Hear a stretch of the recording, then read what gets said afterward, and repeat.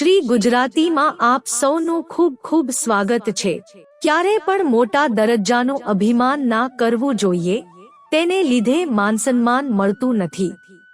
પ્રાચીન સમયે એક રાજા વેશ બદલીને પોતાની પ્રજાના ખબર અંતર જાણવા નગરમાં ફરી રહ્યો હતો।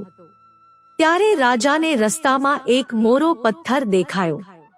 આવતાજતા લોકોને આ પથ્થરને લીધે ઘણી તકલીફ થઈ રહી હતી, પરંતુ કોઈ પણ વ્યક્તિ તે પથ્થર ખસેડવાના પ્રયત્નો કરતું નહોતું।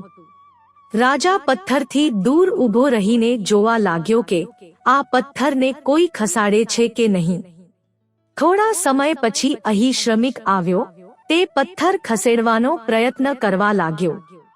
કોઈ પણ વ્યક્તિ તેની મદદે ના આવ્યું।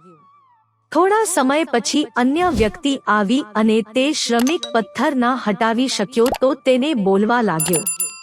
આ જોઈને રાજા ત્યાં પહોંચ્યો અને તે વ્યક્તિને કહ્યું, ભાઈ, જો તમે આ શ્રમિકની મદદ કરશો તો પથ્થર જલ્દી દૂર થઈ જશે। આ સાંભળીને તે વ્યક્તિએ કહ્યું કે હું શ્રમિકનો માલિક છું અને પથ્થર હટાવવાનું કામ મારું નથી। આ વાત સાંભળીને રાજા તે શ્રમિક પાસે ગયો અને પથ્થર ખસેડવા મદદ કરવા લાગ્યા। થોડા સમય પછી તે પથ્થર ખસેડી દીધો। ગરીબ વ્યક્તિએ આ અજાણ્યા વ્યક્તિનો આભાર વ્યક્ત કર્યો। પથ્થર ખસેડ્યા પછી રાજાએ તે શ્રમિકના માલિકને કહ્યું કે ભવિષ્યમાં તને ગમે ત્યારે શ્રમિકની જરૂર હોય તો રાજમહેલ આવી જજે। આ વાત સાંભળીને માલિકને નવાઈ લાગી। તેને થોડી વાર પછી ખબર પડી કે સામે રાજા ઊભા હતા। રાજાને ઓળખી જતા જ માલિક માફી માંગવા લાગ્યો।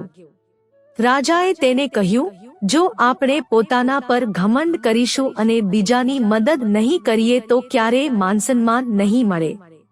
અભિમાન એક એવી ખરાબ આદત છે જે બધું ખરાબ કરી શકે છે। રાજાની આ વાત માલિકને ખબર પડી ગઈ અને તેણે ભવિષ્યમાં બીજાની મદદ કરવાનું રાજાને વચન આપ્યું।